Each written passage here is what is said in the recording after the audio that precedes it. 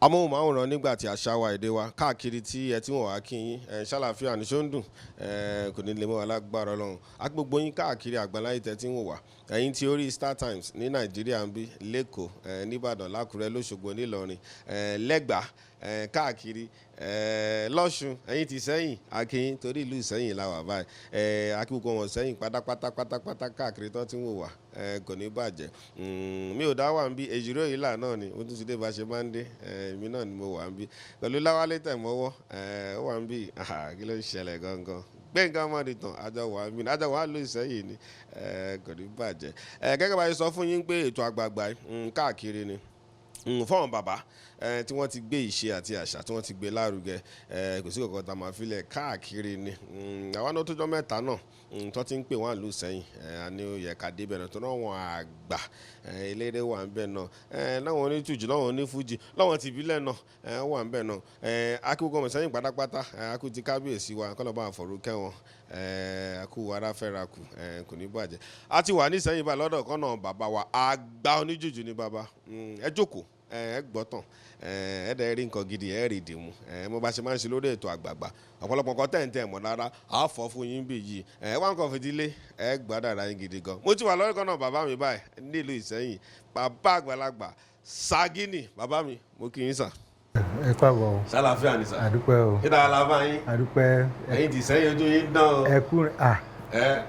small London láwa yìí. ojú yín dán o. small London ní bíbá yìí. ọwọ́ mi rẹ bàbá ẹ ṣeun sà Sagini ọ̀pọ̀lọpọ̀ ohun èèyàn lóòótọ́ wọ́n mọ orúkọ yẹn ọ̀pọ̀lọpọ̀ ohun mojú yẹn gbé ẹ̀yin náà lẹ́wọ̀n ẹ máa gbogbo olólùfẹ́ yín káàkiri nígbà yẹn wà lórí ètò ilé nìsa. mo kí gbogbo ẹ̀yin olólùfẹ́ mi nílùú Èkó London ni o Àkúrẹ́ Oǹdó Ìjẹ̀bú Benin Anambra gbogbo ibi tá a ti gbẹ́sẹ̀ dé gbogbo ẹ̀yin tẹ́ ẹ ti rí wa ti pẹ́ tẹ́ ń béèrè pé lágbájá ìsúsù wà láyé ni àdúgbò ló wà mo kí yín o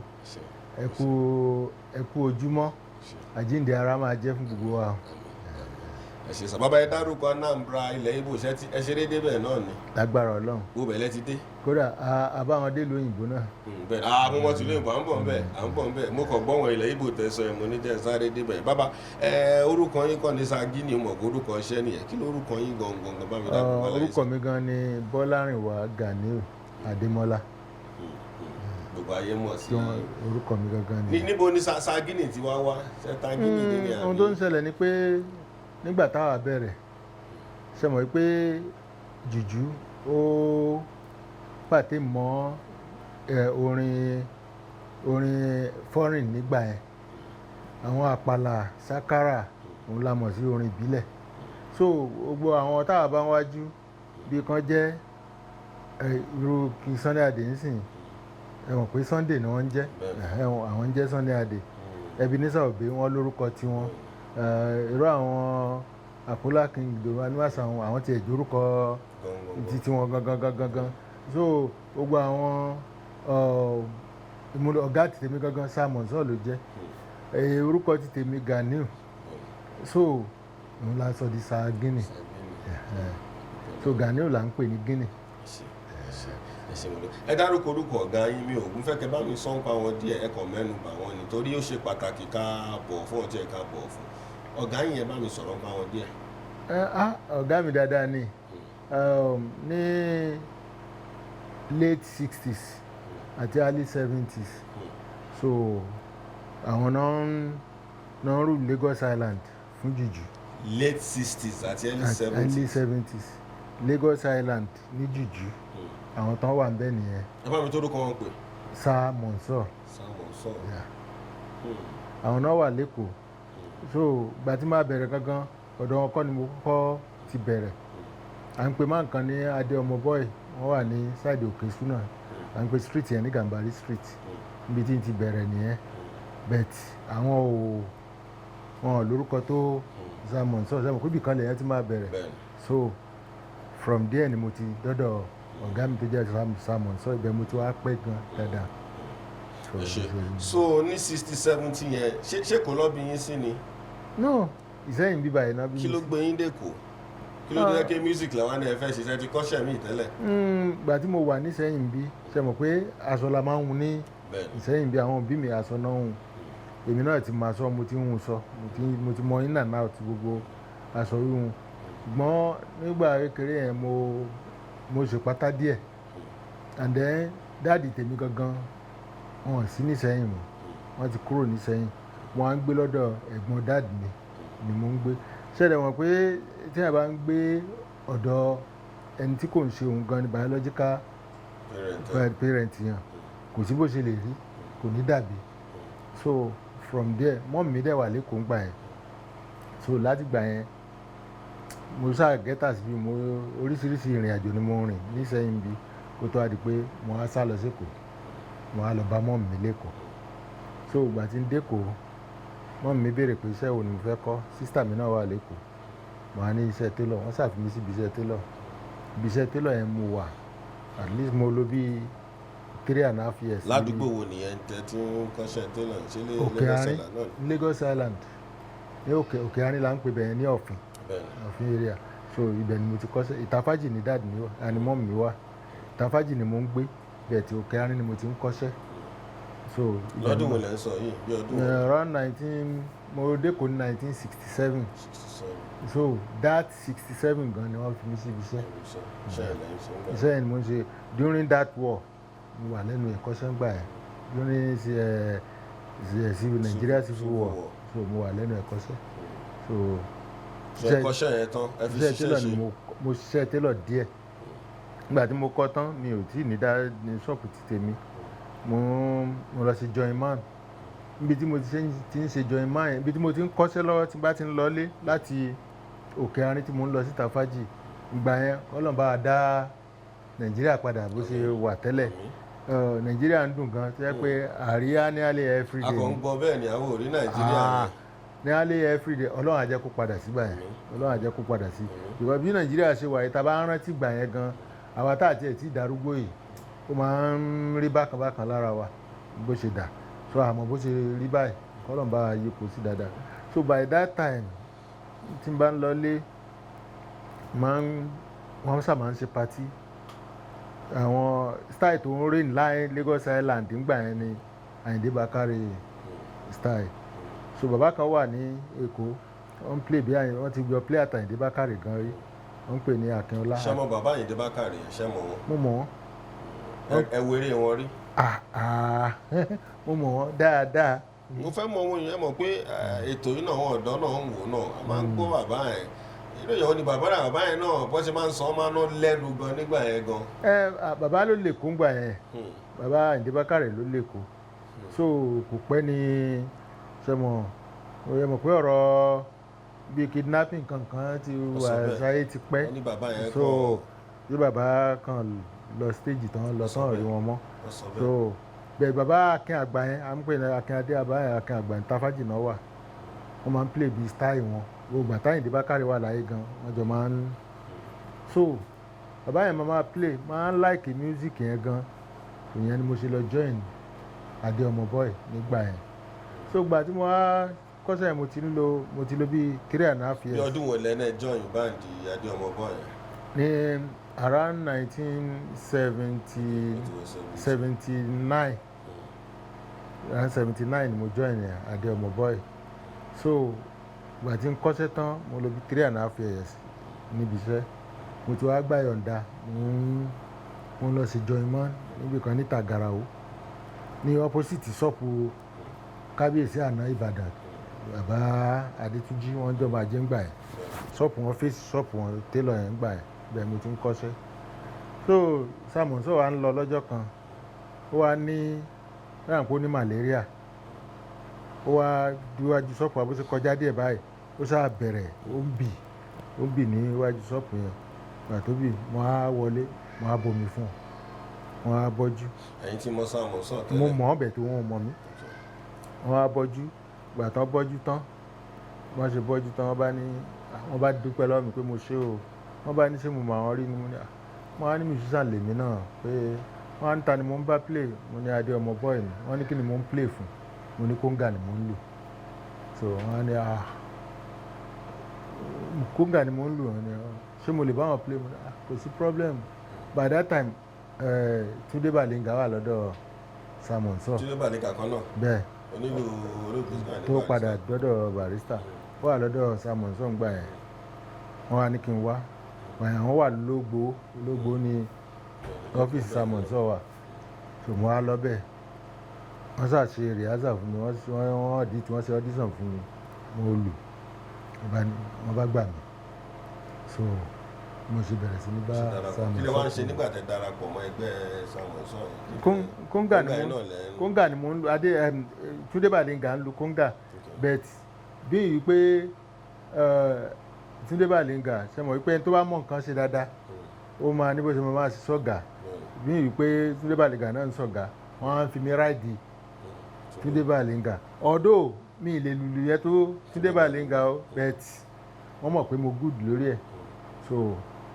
tó bá ti dé wọn á gbé fọ́mọ rẹ̀ èmi náà lù from there kó tó di pé Túndé Bàlíngà kúrò ń bẹ kó tó wá di pé mi gan ni mo ń lu ìlú yẹn níbẹ̀ ní tẹ́kọ̀ bá ń bẹ. so nǹkan tẹ́ ń lù ń gbà ẹ̀ nìyẹn ọ̀rọ̀ orin nǹkan kò tí wáyé gbà ẹ̀. náà mi tí màá kọrin gbà yẹn. ẹ nígbà tẹ́ dé pé ẹ dárúkọ àwọn olórin méjì mẹ́ta kan àmọ́ mi ò gbọ́ tẹ́ dárúkọ King Sunny Adé àbí bàbá Kọ̀mádé Ebenezer Obey nígbà tẹ́ ní ẹ̀ ń gbọ́n Àyìndé Bákàrè kankan ìgbà wo ló di pé ẹ bẹ̀rẹ̀ sí máa gbọ́ wọn King Sunny Adé àti Chicken Ebenezer Obey. àwọn King Sunny Adé ìgbà yẹn ní King Sunny Adé wọ́n ṣe rẹ́kọ̀dù kan pé wá wọ̀nyàn àwọn adélébọ̀ tó ń fọṣọ sẹ́wọ̀n pé Túndé Nightingale àwọn wà ní Ìbàdàn bí so style Túndé Nightingale ní King Sunny Adé náà mú so ìgbà yẹn náà ṣe rẹ́kọ̀dù yẹn àwọn náà even tí kò bá jẹ́ pé mo jẹ́ni tó máa ń tijú bóyá àmbá dọ́dọ̀ King Sunny Adé ńgbà yẹn tó lọ́jọ́ kan mo pàdé wọn ní Kingsway mo wá kí wọ́n dẹ̀ ṣe dáadáa sí mi bet ìwúyọ jẹ́ ẹ̀ka ni mo sọ pé báyìí ni mo fẹ́ máa bá yín play maybe so King Sunny Adé náà ti wà bẹ̀ tán tí. tàbí bàbá Kọ̀mádé ńkọ́ ẹ̀. Kọ̀mádé àwọn gan ti wà wọ́n máa ń play even ọjọ́ kan wọ́n tẹ̀ wá play ní ọ̀nàlà jẹ́ pé èmi lọ wòran wọn níbi tán ti ń play àwọn ti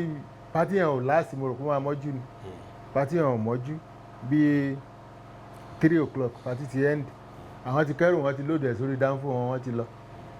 ó wá kú bí n ṣe máa délé mo kàn risk life mi délé náà ni so wọ́n ti wà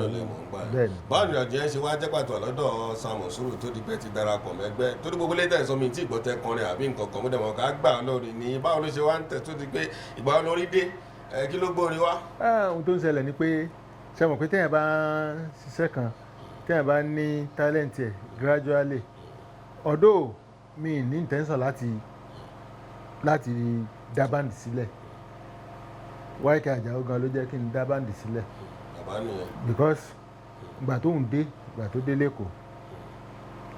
ó ti ń. fọwọ́n táwọn ò wálé ọmọ sẹ́yìn ni bàbá YK ọmọ sẹ́yìn lẹ́yìn náà ṣé ẹ ti ṣáájú wọn dẹ́kọ̀ọ́ lẹ́ ń sọ yẹn àbí. bẹ́ẹ̀ni ẹ ṣàlàyé ẹ jẹ́ kí n mọ bíbẹ̀ ẹ̀ ń ṣe rí ó ṣe pàtàkì. ohun tó ń ṣẹlẹ̀ ni pé YK wà ń sẹ́yìn bí òun ti ń lead báńdì kan sẹ́yìn bí àwọn bíi IK Dairo style ṣe nǹkan kì í lo gìtá kò sí gìtá ń bí báyìí so ó dẹ̀ fẹ́ mọ gìtá so ó wá sí kò èmi dẹ̀ ti wà lẹ́kọ̀ọ́ ń gbà yẹn gbà tó wá dé àwọn mẹ́ta náà wá ní pé ọ̀rẹ́ òun kú wà lẹ́kọ̀ọ́ gbà tó dẹ̀ dẹ́kọ̀ọ́ bàbá mi báwo ni ọ̀rẹ́ mi báwo ni kinní àwọn fẹ́ ṣe báyìí kódà jẹ́ ká lọ sọ́dọ̀ ẹ̀ láwájá rẹ̀ bá ti jọ lọ sọ́dọ̀ ẹ̀ tí YK ń bá ọ̀dọ̀ ẹni tó èmi kọ́kọ́ ń bá play ni mo kọ́ mú un náà lọ ibi tóun náà ti bẹ̀rẹ̀ lẹ́kọ̀ọ́ nìyẹn so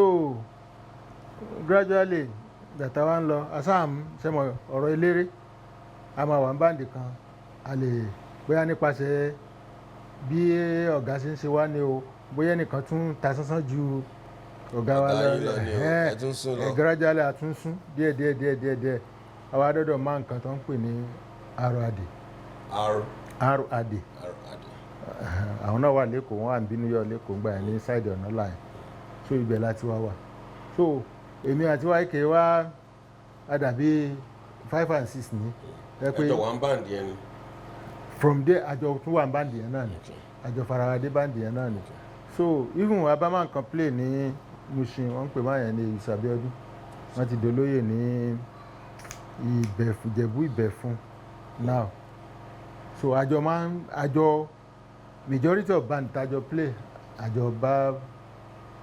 band tí mo bá play tí YK ò bá play bóyá ló jẹ ọ̀kan lọ so àjọ ń. kí lẹ́yìn ṣe kí lọ́wọ́ ń ṣe lọ́wọ́ band yẹn. YK òun náà lùlù ó kọrin so but ṣe mọ̀ pé determination nǹkan determination èèyàn téèyàn bá wá téèyàn bá dé di kìnìún ó yàtọ̀tọ̀ determination YK ni pé òun wá láti mọ jìtá ta kóun lè progress lórí báńdì tiẹ̀ tó ń lìgbìn so ìgbà tó dẹ̀ ti mọ̀ ọ́ ta so ọ̀gá wa yẹn ọjọ́ kan a wá lọ sí patí kan ọ̀gá wa yẹn wá yó wọ́n bá ní wọ́n bá ní kí YK wá lead meanwhile bàbá RD yẹn wọ́n ní yàrá kékeré kan tó ń kó instrument sí ibẹ̀ ni gbogbo wa máa ń lò sí gbà yẹn ibẹ̀ láti máa ń practice guitar láti máa ń ṣe kínní owó that time ni gbogbo wa ti mọ guitar ta so bàbá yẹn wá yó kò sẹ́ni tó máa lead YK ṣe bọ́ sórí stage yẹn so ó tún wá fẹ́ kọrin better than ọ̀gá fúnra ẹ̀. So from there bí kìíní ẹ̀ ṣe ń so wá di ọjọ́ kan máa ń kan à ń pè ní Ṣáínà ìwé àrùn Ṣáínà ni so wà ní ṣáìdì òkè pòpó òun náà ń play jùjú so mo wá lọ síbẹ̀ lọ́jọ́ kan àwọn kan wá that around 1972 àwọn kan wá wọ́n wá ẹni tó máa lead wọn ní Àjẹgúnlẹ̀ so wọ́n á sọ fún Ṣáínà pé bí a tán bá ráwọn rẹni tó lè máa lead band o wípé àwọn wá leader tó lè lead band tó sì kún ní Ṣáínà yẹn bá kọjú sí mi pé gbọ́ ṣé wàá máa lọ lead wọn torí ẹ̀ náà ti rí pé èmi náà ti mọ̀ ń pa kíní ẹ̀dẹ́ mo ní kò sí problem ká lọ test ẹ̀ òbí mi náà sì d'Àjẹgúnlẹ̀ mo ṣe ń lé not that pé bóyá mo ní mind pé mo tẹ̀ fẹ́ dá báńdì lẹ̀ so mo ṣe bẹ̀rẹ̀ sí ní lọ lead l'Àjẹgúnlẹ̀ nìyẹn so gbà tí wàá débẹ̀ wàá di pé báńdì yẹn tó ní báńdì yẹn tẹ́lẹ̀ Ọlọ́run ò fún lẹ́bùn orin bá jìtá ló máa ń play gbogbo ẹ̀ nígbà tèmi débẹ̀ a bá ń play òbí bí gbogbo Àjẹgúnlẹ̀ ṣe ń tẹ̀lé wa nìyẹn pé òbí Àjẹgúnlẹ̀ so. Àjẹgúnlẹ̀ kan náà ni. Bẹ́ẹ̀ni Àjẹgúnlẹ̀ kan náà tẹ̀sán gbọ̀ngàn Àjẹgúnlẹ̀ boundary ti Àpápá Àjẹgúnlẹ̀ so bí tèmi náà ti bẹ̀rẹ̀ sí ní. so bá ṣe ń pè lóde Àjẹgúnlẹ̀ ni. à ń pè mí lóde òbí Àjẹgúnlẹ̀ ń gbà yẹn so from there. ó ṣe ní kẹ́ bẹ̀rẹ̀ sí lead band lọ́dún wo nìyẹn. that was 1972. 72. Yeah. so gbà tó wá di 1975 wọ́n pè máa ń kan ní Prince Adeloye wọ́n wà l'Ébùté Mẹ́ta òun náà máa ń style wọn ó fara mọ́ òbí mọ́ Ìdòwú Animasound so wọ́n wà lọ́dọ̀ Jídé Smith meanwhile èmi ti ń wá instrument sọ́dọ̀ bàbá Jídé Smith ń gbà yẹn ọ̀dọ̀ bàbá Jídé Smith yẹn náà làwọn King Sunny Adé wà tẹ́lẹ̀ kòtò náà ti bàbá yẹn ní ó ní group of orchestra òun ó ní instrument tó pọ̀ kó fún gbogbo wa instrument mélòó náà là ń lò ń gbà yẹn so bẹ́ẹ̀ náà ni ọ̀gá mi Samuel sọ wà so mo á wá instrument gbẹ̀ngbà yẹn bàbá yẹn tí instrument bá ti wà ńlẹ̀ àwọn á pè mí so ìgbà tí wàá dé táwọn yẹn wá ọ̀gá wọn Prince Adeloye yẹn wọ́n wá jà àtàwọn boys ẹ̀ bàbá Jídé Smith yẹn ló dẹ̀ kó instrument fún wọn so bàbá yẹn wá ní òun fẹ́ kó instrument bàbá yẹn wá kó instrument ẹ̀ àti bàbá kó instrument àwọn boys yẹn wá lọ pé àwọn ò fẹ́ fi ara wọn sílẹ̀ pé kí bàbá kó instrument fún àwọn bàbá yẹn wá ní ẹ ta lòun fẹ́ kó fún nínú yín ṣé gbogbo yín lẹ fẹ́ sign ni àbí ta ló fẹ́ máa lead yín ẹnìkan wá ń gbé Àjẹgúnlẹ̀ ń gbà yẹn ó ti rí èmi l'Àjẹgúnlẹ̀ tó bá lọ play tó bá dé gbà yẹn night ni ó lè wá sí party wa òun ló wá bá mi pé ṣé mo lè wá máa lead àwọn ní Èbúté Mẹ́ta ń gbà yẹn ìgbà mo wá dé wọn ní mi lead mọ́ pé ẹni tí mo ń lead l'Àjẹgúnlẹ̀ Masa Olú lórúkọ ẹ̀ lead by Sagini ẹ̀sọ́ mo ní mi náà fẹ́ jẹ́ orúkọ mi so àwọn á ní kò sí problem pé kò sí nǹkan táwọn fẹ́ fi orúkọ ṣe, àwọn ọ̀kan fẹ́ túká wípé mo lè máa jẹ́ orúkọ mi. So bá a ṣe bẹ̀rẹ̀ that was 1975 ọdún yẹn gan ni mo ṣe fọ́ọ̀mù báńdì ti tèmi, ọdún yẹn gan mo ti tẹ̀lé ṣáájú bẹ́ẹ̀ ni ní òde Aba road. So ẹ ṣe bàbá ṣáde kó ṣe pàtàkì ká mú yìí bá ṣe mú láti bẹ̀rẹ̀ gẹ́gẹ́ bí mo sọ pé ètò yìí ètò àgbààgbà ni ọ̀pọ̀lọpọ̀ nǹkan tá a máa gbọ́ náà à lè mọ̀ ń pa àmọ́ àní jẹ́ kó dúró lọ́rọ̀ wọn bóyá wọn lórí jẹ́ pé ó kárí internationally wọn bàbá international lọ bàbá yìí náà ọwọ́n ìpìlẹ̀ ṣẹṣẹ ní owó bó ṣe sọ yìí náà ọ̀pọ̀lọpọ̀ ọmọ ẹ̀dínmọ̀ pé àgbà ọ̀jẹ̀ ni wọn ẹ̀wọ̀n náà rẹ̀ rí yẹn ságídì nìyẹn á fún yín nọ́mbà bàbá tẹ́ bá ń fẹ́rẹ̀ jùjú tó kì ẹ̀ pé bàbá mi ẹ ṣé mo dúpẹ́ sà bí ni àtúnyẹ ṣe wá bẹ̀rẹ̀ nìyẹn ọwọ́n ta ní táìmù tẹ̀ ń sọ ń gbọ̀n ta lọ́wọ́n ní jùjú lásìkò tẹ̀ ń sọ yìí sá ẹ jẹ́ tún dá yín padà sẹ́yìn tẹ́ bá sọ pé àwọn tá a kọ jùjú gbà yẹn o 2 3 4 5 mẹ́fà tẹ́ bá rántí lásìkò tẹ́ náà bẹ̀rẹ̀ bá ní Èbúté Mẹ́ta yìí. àwọn oníjùjú pọ̀ o èrò à ń pè máa kan ní jẹ́ Agboola Èbúté Mẹ́ta làwọn náà wà kí n sán ní adé Ìdòwú Animasa ọ̀kọ́lọ́hún fún ọ̀run kẹ́ máa yìí àwọn ní second set ti òbí ń gbà yẹn Ọlájídé Fọlọ́run sọ and then Jacob Olúwọlé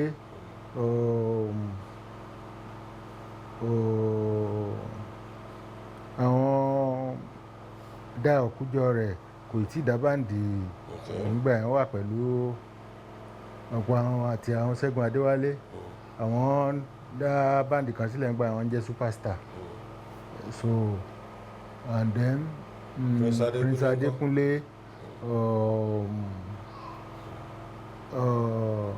70 lẹ́ ń sọ yìí o. ìyá Sàmọ̀sọ́ ọ̀gá mi náà Arọ́ Adé Sanni Àgàgà àpèmá kan dẹ̀jọ́ ọ̀fọ̀yọ́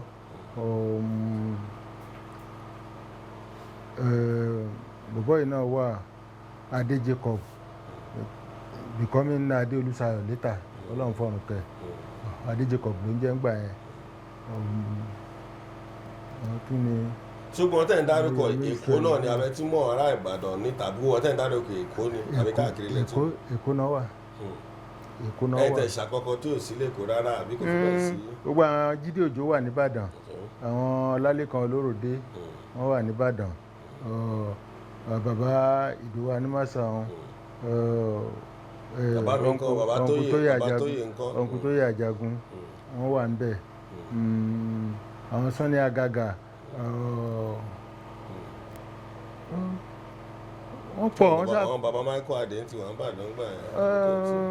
Michael Adé létà ní Michael Adé jáde létà mẹ́rin wọ́n lè ti wà ní sẹ́mọ̀ pé kò lè mí ń gbé èmi ò sí nìbàdàn wọ́n á lè ti wà underground kí n bá mọ̀ o bẹ́ẹ̀. àwọn ìtẹ̀ ìrántí yẹn ìrántí kankan lábẹ́òkúta ní sáyẹn tẹ̀ ń sọ yìí. Vasco da Gama àdé àwọn baba King Joseph Friday ẹsẹ ẹkọ àgbà baba Nightingale Túndé Nightingale àwọn Akin Àgbà and then man kan náà wọn náà ń play bí Akin Àgbà yẹn àwọn Tony Ades kọ́ ní Ṣómolú àwọn Prince Tọ́lá oníjùjú pọ̀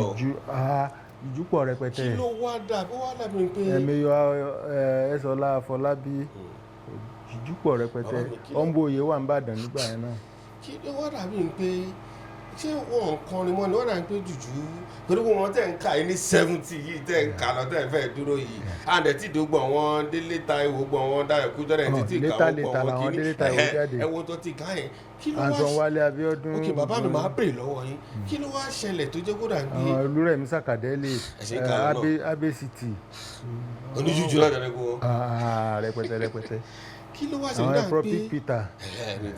bàbá Àwùjá Bello. àwọn Adélé Abíọ́dún bọ̀dá mi Àwùjá Bello. kí ló wá ṣẹlẹ̀ nísìn kò yẹ kí débì bọ̀ orúkọ rẹ̀ náà yẹn pọ̀ gan tó lè jẹ́ kí bẹ́ ibẹ̀ kò yẹ kí wọ bẹ́ẹ̀ sì bọ̀ ẹ jẹ́ kí sáré wọ bẹ̀ kí ló wá dà ń kó ṣẹlẹ̀ tó yẹ pé wọ́n tẹ́ pé yìí pọ̀ àdẹ̀ tí kà wọ́n tán ló wá sì jẹ́ pé dàgbé jùjú fẹ́ fà sẹ́yìn díẹ̀ ní òde ìsìn táwa ń sọ yìí ni kí ló fẹ́ fà. nǹkan tó ń ṣẹlẹ̀ ni pé bí orin mi kan ní ohun gbogbo ló nígbà ìgbà àárọ̀ ìgbà ọ̀sán ìgbà alẹ́ ìgbà ìtura ìgbà nira ìgbà ìdẹ̀ra bó sì wù kójú sánmọ̀ kó mọ́ tó dúdú díẹ̀ yóò wà níbẹ̀ gbogbo nǹkan ló nígbà títí ẹ̀ and then tẹ́ bá wò ń sìn jùjú wà rẹpẹtẹ o ó wà bàbá rẹ jùjú wà rẹpẹtẹ so bet wípé bóyá tó tọ́pù tá àwọn èèyàn ṣe kí ní káwà tó kí jùjú tó dé high life ló wà. Mo rántí ọjọ́ kan kọ́lọ̀ ń fọ̀rùn kẹ́ Demos Deniran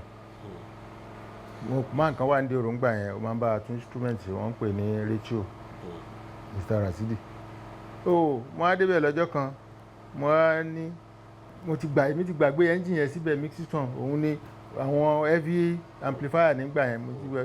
mo á rí níjọ́ kan mo ní bọ̀dá Rasidi ẹ̀ tẹ́ bá mi ṣe mixing tone mi láìkẹ́ máa bá yín jà o àwọn tó ń dẹ̀ máa yẹn high life àwọn àgbà high life ni máa yẹn wá wo inú ti bí torí linear nǹkan làwọn ń lò bẹ́ẹ̀ wọ́n ṣe máa dárúkọ engine ńláńlá nìyẹn jìtá òun wọn ọ̀dẹ̀ mọ́ so gbogbo táìmù yẹn jùjú ti take over mọ́ high life lọ́wọ́ ṣe wá mọ̀ pé high life náà ò kú gbogbo ohun tá à ń play náà orí high life náà là ń play ẹ̀ ni tá a bá máa wo fuji tẹ́ ń sọ náà sìn they are playing juju music lẹ́yìn wákà tí wọ́n ń dá because orin fuji yẹn ṣe mọ̀ pé orin fuji ó wá láti inú orin islamic something ni wákà ni ní láyé ìgbà yẹn wọ́n lùlù sí à ń pe alájà kan ní Rukiat ní Ìlọrin gbà yẹn àwọn lùlù sí rẹ́kọ̀dù wọn dẹ̀ sí rẹ́kọ̀dù sísítà mi ní àwọn rẹ́kọ̀dù wọn tó pọ̀ tó bá dẹ̀ ń kọ́ ẹ̀ máa jó ni so lẹ́yìn orin yẹn tí wọ́n ń kọ gbogbo ohun tó ń play sí juju music ni so orin wọnú ara wọn ni juju òkú fuji náà wà but oníkálukú ló wá ní fáǹsì títí ẹ̀ but tá bá sọ pé bóyá ẹ ń gbọ́ fuji juju lọ ń sìn ìgbà tí wọ́n náà ń lò ok ẹ jẹ́ kí n bí ní nǹkan kan inú fuji àti hip hop ń sìn èwo ló ń. lọ́wọ́ hip hop ló ń dún báyìí o. nígbà tí fuji kọ́kọ́ lé jùjú kí ló ń jẹ́ hip hop.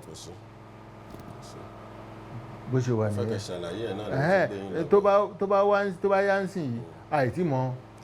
nǹkan tó máa gbapò mọ́ hip hop náà lọ́wọ́ so bó ṣe rí oníkálukú ló wá lo music is one ẹ̀yọ̀ kan náà ni bó bá ṣe nísìnyí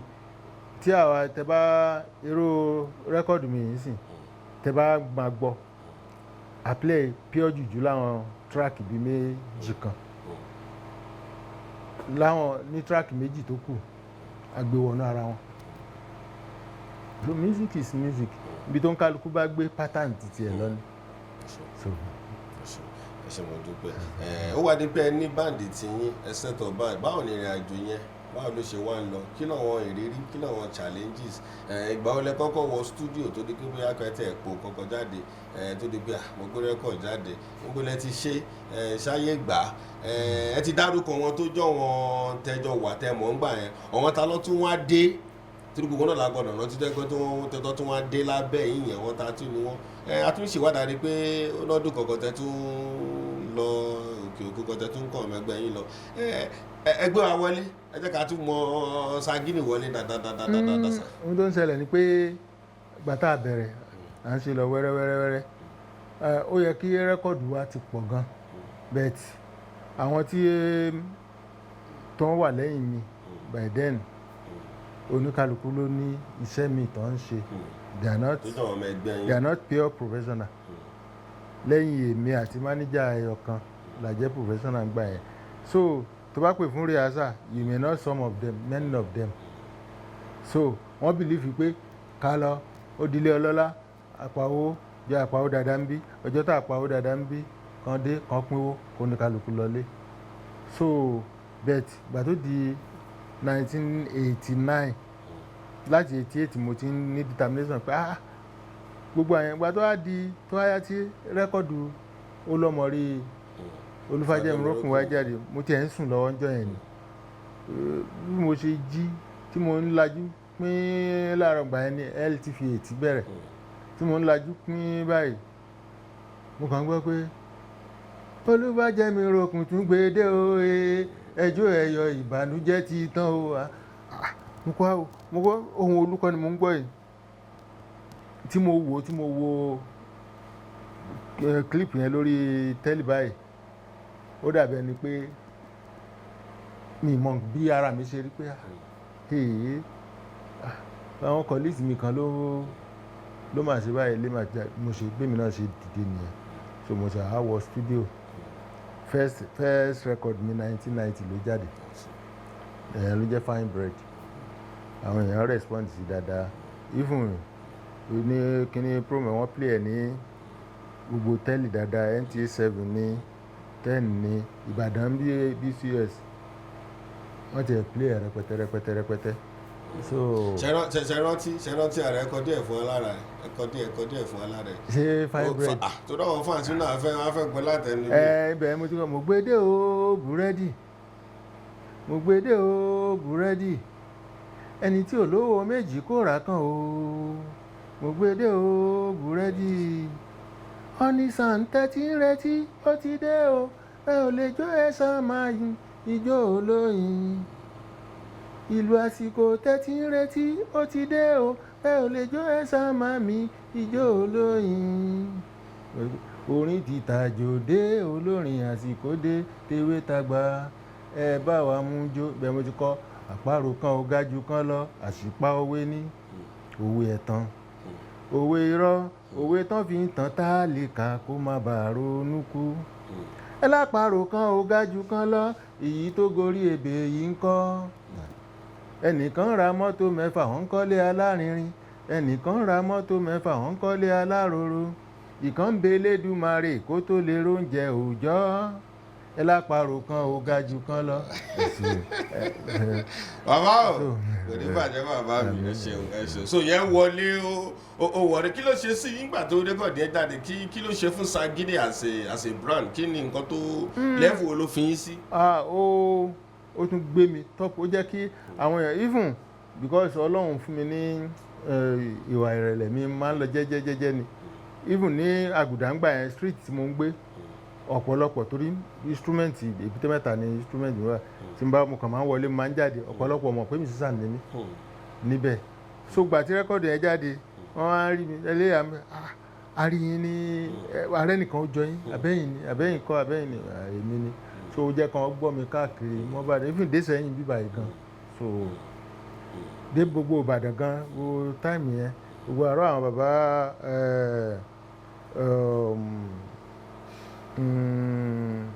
bàbá tó wà ní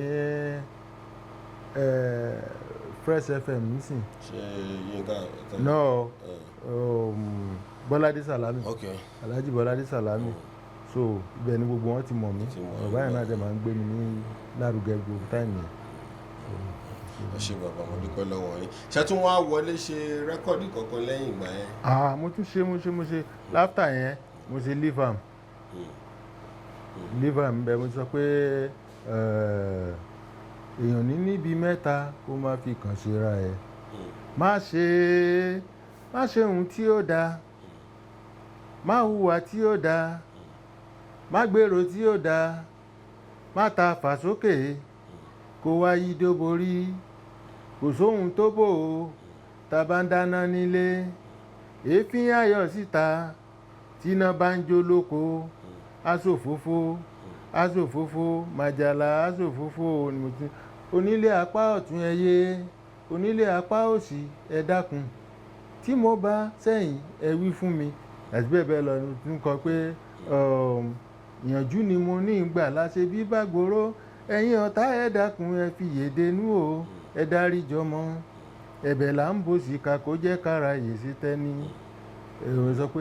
ọmọ tẹ mú yìí ó sẹ́yìn bó tiẹ̀ sẹ́yìn ẹ dáríjì ọmọ filẹ̀ júlẹ̀ filẹ̀ júlẹ̀. So ibẹ̀ tí leave am ti jáde nìyẹn. tó ti jáde nìyẹn láti tó ti pẹ́ nọ́mbà yẹn ti wọlé. láftà yẹn mo ṣe leave am, láftà yẹn mo ṣe be wise, láftà yẹn mo ṣe kan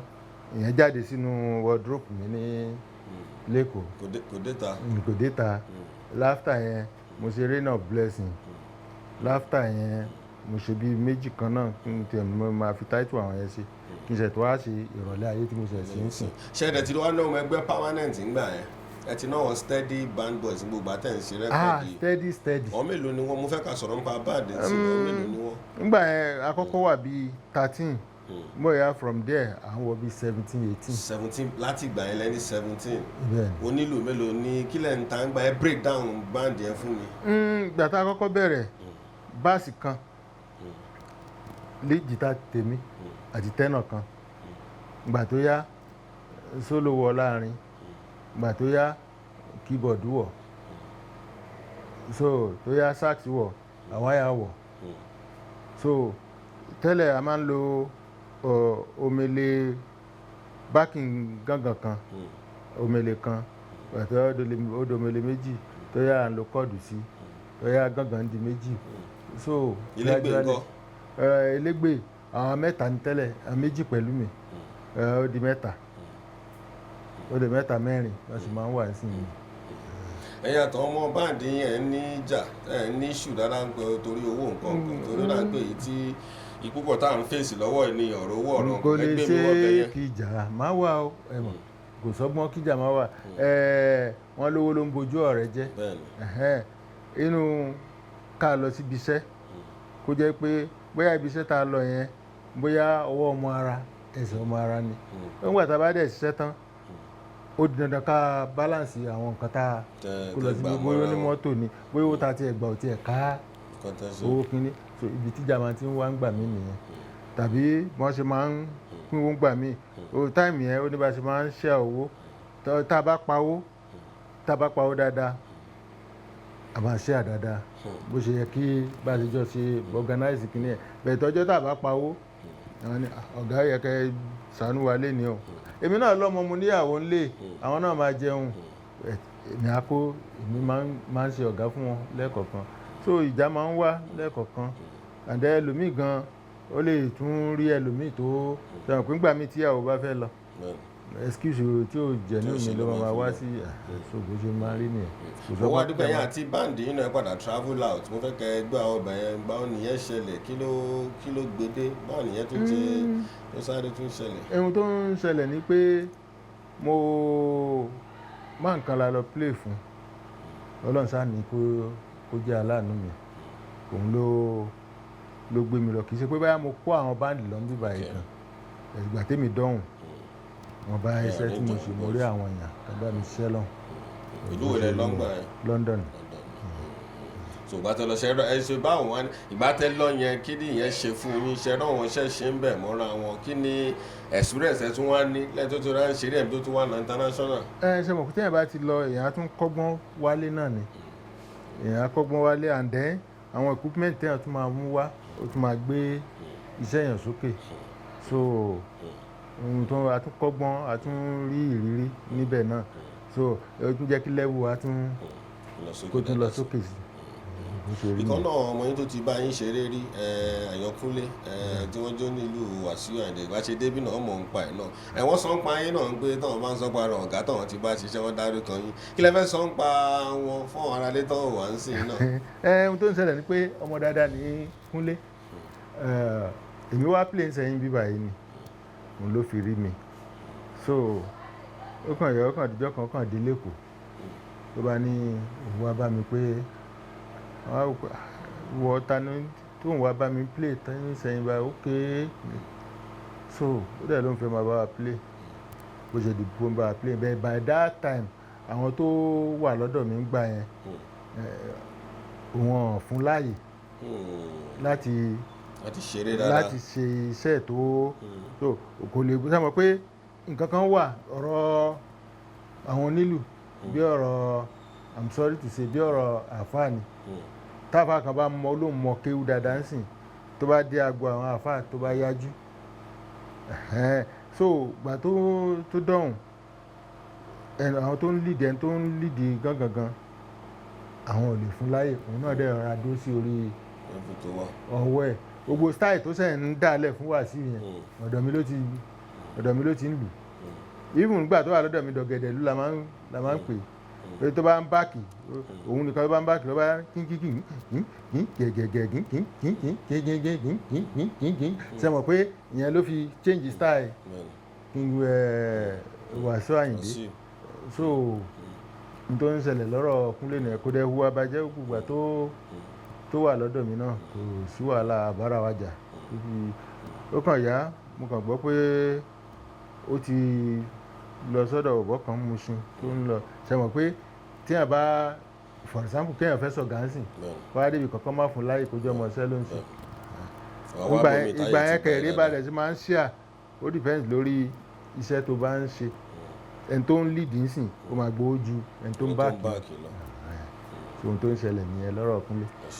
ṣe bàbá mi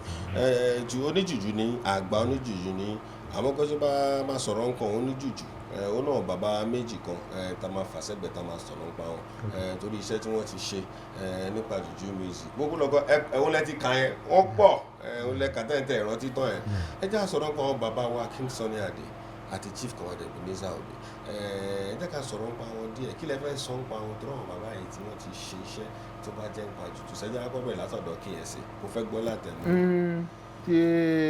ọ̀gá Sunny ọ̀gá King Sunny Adé mi fi gbogbo ara súnmọ́ wọn àkànmọ́ tàbá lọ sí PMAN meeting tàbí MCSN copyright meeting la máa ń pàdé tàbí tàbá pàdé ní pàtí ẹ̀kọ̀ọ̀kan ó wà yẹ pé nǹkan ẹ̀kan tí mo rí tí mo lè fi sọ pé wọn kì í ṣèyàn burúkú sí mi ni pé a play lọ́jọ́ kan ní Kòròdú níbi tá a ti play síra wa kò ju tabaka kò ju 150 meters síra wọn tá a ti play instrument táwọn dẹ̀ ń kó kiri ṣe mọ̀ pé gbà yẹn but bá a ṣe débẹ̀ à ń play àjọ à ń wòra lọ́ọ̀kan báyìí ni ẹ̀rù tẹ̀ sí ń gbè mí pé ṣé bàbá yìí máa jẹ́ ká play lẹ́nu nígbà wọn dẹ̀ dé wọn dẹ̀ kí wa lọ kí wọn ní ṣe ti play hàn láti wọ́yẹ̀ tètè máa lọ play gbà yẹn pàtí ọ̀sán ni pàtí Ìkòròdú yẹn ó yẹ kán ti bẹ̀rẹ̀ play láti bí 2 wọ́n ní ká máa play to 6 náà tó bẹ̀rẹ̀ play nírọ̀lẹ́ wọ́n gbà wá láàyè so bẹ́ẹ̀ mo ti wọ́n ní ọ̀gá dáadáa ṣùgbọ́n Chief Ebenezer Obey bàbá mi lékì bàbá mi ni wọ́n ẹ mọ̀ pé àjẹkù wọn làwa ń lẹ́yìn náà ń pọ́n lá òun là tàbá rò pọ̀ àtọ́ àdòdìdì so wọ́n ṣe dáadáa ọjọ́ tí wọ́n máa bẹ̀rẹ̀ tán gbéṣẹ́ fún mi àpàdé ńjọ́ kan lébùté mẹ́ta so èmi sẹ́ẹ̀tì síbi inú ilé kan bá kọ ẹ̀gbẹ́ sí wọn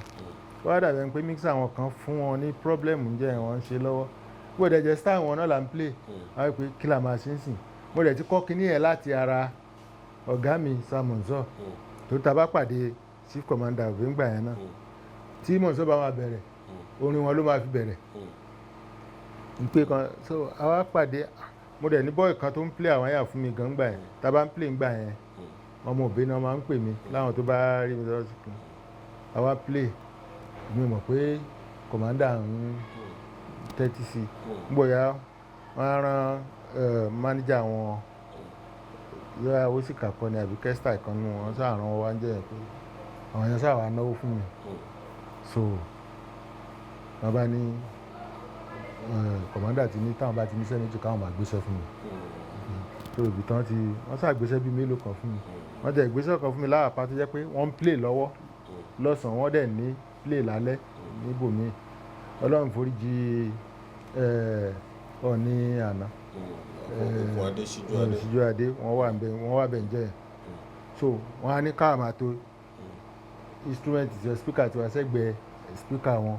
ìgbà tí wọ́n fẹ́ close báyìí wọ́n kàn pè mí ni wọ́n gbé mic lé mi lọ́wọ́ so wo táìmù yẹn àwa ti dọ́gbọ́n ṣe kínní mo ṣe ń kọrin lọ kán tó palẹ̀ títí wọn mọ́. Wọ́n gbé mi lọ́bì kan náà ní Ìkẹ́rẹ́ Èkìtì fún àwọn ìyàwó chief onírù. So ìbáṣepọ̀ tó gbogbo àwọn bàbá mi tó kùn Emperor Peter ńkọ́ ọmọdé bàbá mi Àwùjá Bello ńkọ́ ṣe mọ̀ wọ́n náà. bọ̀dá Àwùjá Bello ẹ̀gbọ́n wa ni wọ́n, ẹ̀gbọ́n wa ni bọ̀dá Àwùjá. Àwùjá is a very nice man. So àti ẹ̀ ti gbélé wọn rí ní àti wáìkì gan àti gbélé wọn rí nígbà tó wà ní Ẹlẹ́gbàta. Wọ́n kóyàn mọ́ra gan. By that time gan yàrá kan náà ń lò àti passage kékeré báyìí àwọn àtàdé wà ń bẹ̀ tó 8. Wọ́n dẹ̀ ti marry ìyàwó wọn wà ní so wọ́n bọ̀dá Àwùjá nice gan. Bàbá ọmọdé ńkọ́ Emperor Peter. Ọmọdé wà jìnnà síra wa. Ọmọdé wà ní sáìdì tàbọ̀tàbọ̀ mọ́ kìnní lọ́hùn Lagos Island ní làwọn wà mọ́ Èbúté Mẹ́ta. So a kàn máa ń pàdé lẹ́ẹ̀kọ̀ọ̀kan àtọmọdé dá Òkújọ rẹ̀ látún kọ́lọ́n kó fọ̀rọ̀ kẹ́ àtún close yẹ àti dá Òkújọ rẹ̀. Àwọn mi ni Prince Tọ́lá àwọn tá a tún jọ close nìyẹn. Bàbá Olúfájẹmírùkù dárúkọ wọn lẹ́ẹ̀kan ṣe ẹ mọ̀ wọ́n díẹ̀ náà. A close dáadáa àti Olúfájẹmírùkù àmọ́ra dáadáa Olúfájẹmírùkù àti Fólípò Pérépe àmọ́ra dáadáa àjọ wà pọ̀ pẹ̀lú gbogbo àwọn yẹn. Kí wàá lẹ rò bí gábàtẹ̀ fẹ̀yìn kí ló wá dé tó wọn ọ̀dọ́ ọ̀sìn náà mo mọ̀ pé ẹ sọ pé jùjú ṣì wà tó ṣì ń dún àmọ́ wá dà bí nǹkan wọn ti sìn orin tó fẹ́ máa kọ yẹn kọ́kọ́ sáré mú keyboard kan 2 mẹ́ta kọ́ tẹ́ kọ́kọ́ ní òbí kọ́kọ́ ní gidi creativity yẹn fẹ́ ó dà kó fẹ́ wọlé dẹ̀ kí lẹ fẹ́ sọ fún wọn tó fẹ́ gbégbá jùjú tọ́jọ́ wọn ní kíní sìn kí lẹ fẹ́ sọ fún wọn. Ọmọ táyé bí láyé ń pọ̀n ohun tó ń ṣẹlẹ̀ ń sìn ni pé tẹ́ bá fẹ́ pè mí lélẹ́rẹ́ ń sìn tí n bá ní pé ẹ lọ fún mi ní 1.5 million ẹ máa bèrè pé ṣé màá fa màálù dání pẹ̀lú ẹ ní stage tí ìlú àmọ̀ pé àwọn tó ń gbà jù bẹ́ẹ̀ lọ́wọ́ a ní sọ fẹ́ fa màálù dání pẹ̀lú ẹ ni tá a bá máa wò ó tá a bá fẹ́ pé eléré àgbà ó fẹ́ play nsìn pé kàn mọ̀ pé eléré ń play tó bá máa kó instrument ilẹ̀ ó gbọ́dọ̀ máa lo instrument 300,000 400,000 half a million nìyẹn. So káwọn boys tó máa kó wá náà kán máa wọ 20 something pẹ̀lú mọ́tò tó máa gbà pẹ̀lú owó oúnjẹ pẹ̀lú gbogbo everything. So bẹ̀ẹ́ tí wọ́n bá dọ́dọ̀ àwọn tó ń ṣe party wọ́n lè máa bẹ̀ wọ́n fún 30,000 especially nílùú táwa yìí. Eléré tó bá rí owó gbà jù ló ń gba 50,000-60,000 bí báyìí. Eléré tó bá gba 100,000 ó rí àwọn tó understand the play fún mi. Irú equipment wo ló fẹ́ kó lẹ̀ àwọn boys mélòó ló fẹ́ lọ àwọn boys ń sìn tó bá fẹ́ irú aláwàyà ń sìn tí n bá máa lo aláwàyà mi kò sí ẹni tó ń play àwàyà ńlẹ̀ tí bá gbaṣẹ́ ńlẹ̀ yìí sìn tí bá fẹ́ gbé aláwàyà wá láti Ìbàdàn ó máa béèrè fún 20,000 àtowó mọ́tò àtowó àwọn àyà so gbàtẹ́ eléré bá lóun fẹ́ san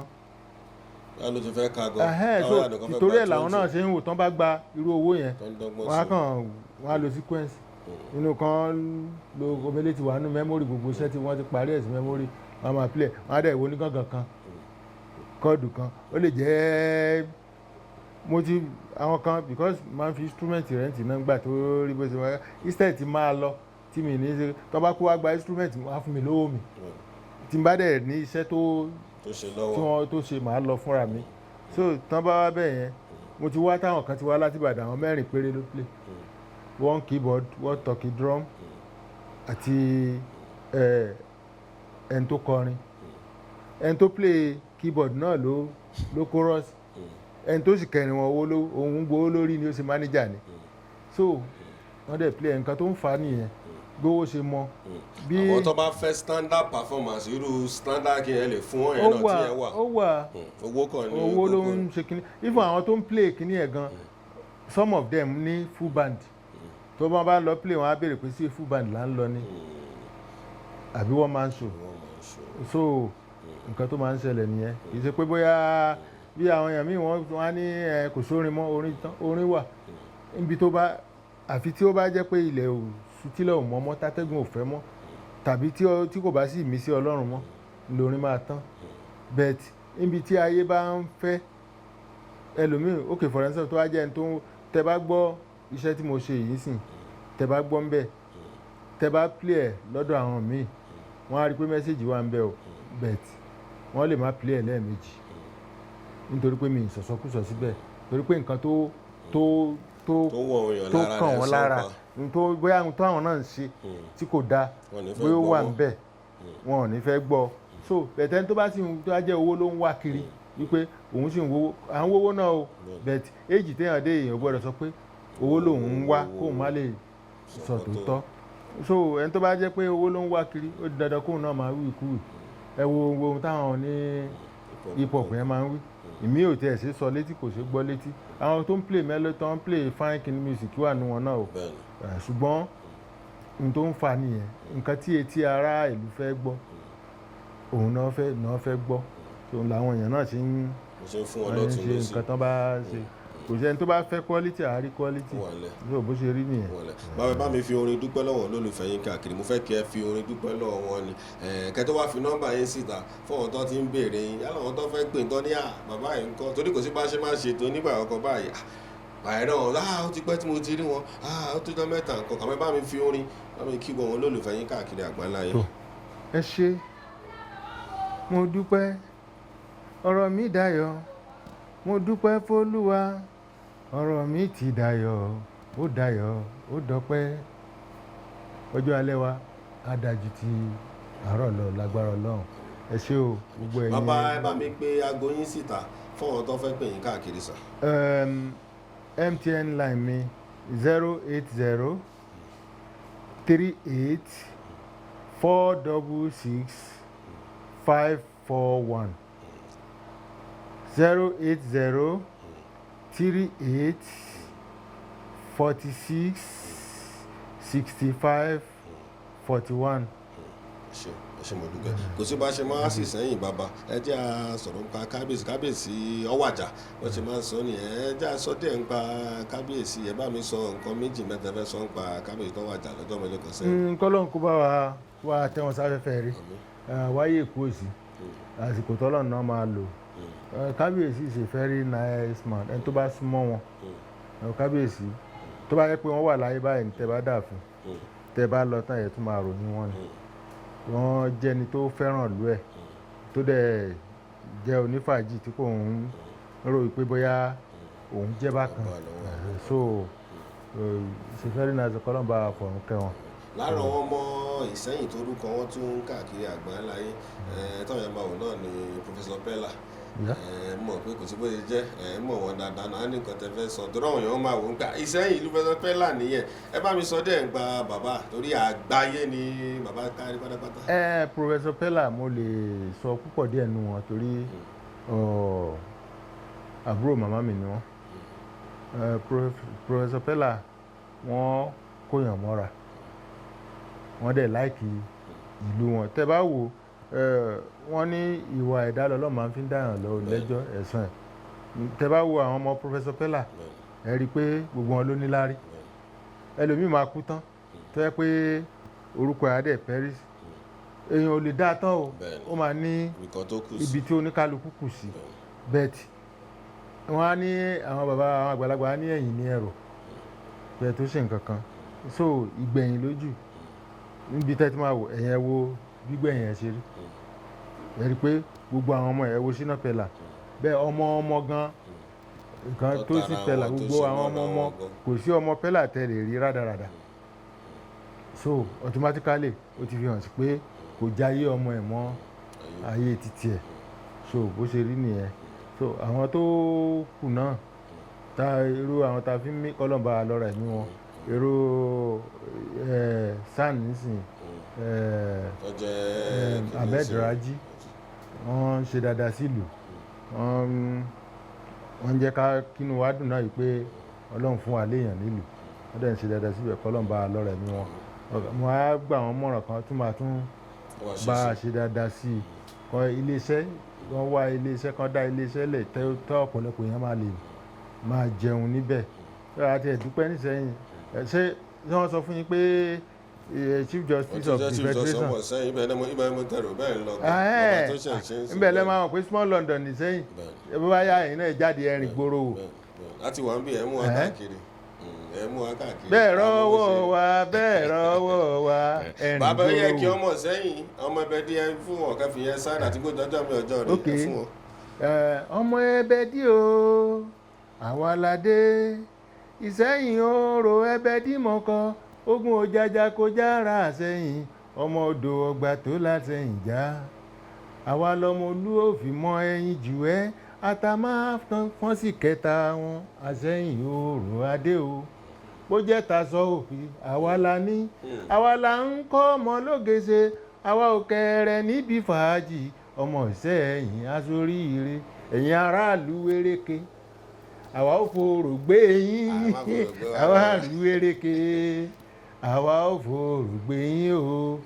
àwa lọ́ba òkè ògùn. ẹ ṣé bàbá mi bàbá nìyẹn Sagini Agba oníjùjù rí bó bá ṣe gbé wa lọ sí memory lane nǹkan tó tó àgbààgbà yìí tó dálé lórí nìyẹn wọ́n máa fún wa lọ́wọ́ nǹkan tá à ń tẹ̀ mọ́ rárá èmi tí ò yé wa tí ó yé wa bó ṣe fún wa bó ṣe kà á bàbá ka oníjùjú mi tàn kò ní jù pọ̀ tó yẹn kò ní bàjẹ́ bá mo dúpẹ́ lọ́wọ́ yín sá nọ́mbà bàbá ni bá sì ń ṣeré wọ́n sọ fún yín bó jẹ́ tó ní bòlẹ́ ń kẹ́ ni wọ́n á fún yín bó jẹ́ tó ní standard band ni wọ́n á fún yín ẹ pè wọ́n kẹ́kẹ́ sí wọn kẹ́kàn sí wọn adúpẹ́ lọ́wọ́ Ọlọ́run fún ètò àgbààgbà ìní ìjírò yìí là pẹ̀lú àwọn tájọ wà ń bí tájọ pẹ̀lú ìpọ̀ láwálé lẹ́yìn ilé bí pẹ̀lú Gbẹ̀ngà náà àjọ wà ń bí náà ni adúpẹ́ lọ́wọ́ ẹ̀gbọ́n wa Àyọkúlé onílù Máyégún kò ní bàjẹ́ adúpẹ́ lọ́wọ́ yìí gbogbo ẹ̀rọ àsẹ́yìn pátápátá kí bàbá mi fẹ́ sọ wákì àjà o ẹ̀yà àríyìn láìpẹ́ láìjìnà ó tún di ọjọ́ mi ọjọ́ rẹ̀ ó dàbọ̀.